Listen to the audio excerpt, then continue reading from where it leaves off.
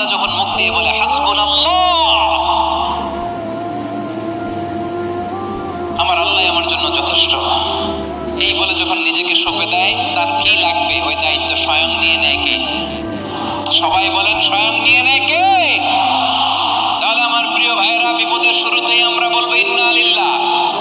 এরপরে যেই বাক্যটা পড়ে নিজের পরিস্থিতিকে আল্লাহর দরবারে সঁপে দিব, সেটা হচ্ছে হাসবুনাল্লাহ। সেটা কি?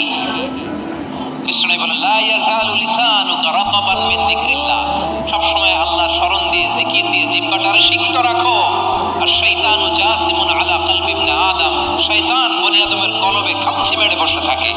ফাইদা যাকারাল্লাহ খানাসা, মানুষ যখন আল্লাহ স্মরণ করে, জিকির করে, শয়তান দৌড়ে পালায়। ওয়াইদা গাফালা ওয়াসওয়াসা, যখনই বনি আদম গাফেল হয়, তখনই শয়তান তার হৃদয়ে ওয়াসওয়াসা দেয়।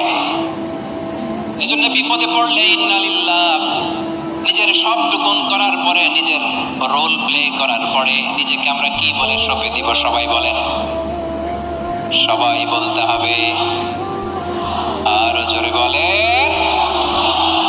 মনে থাকবে।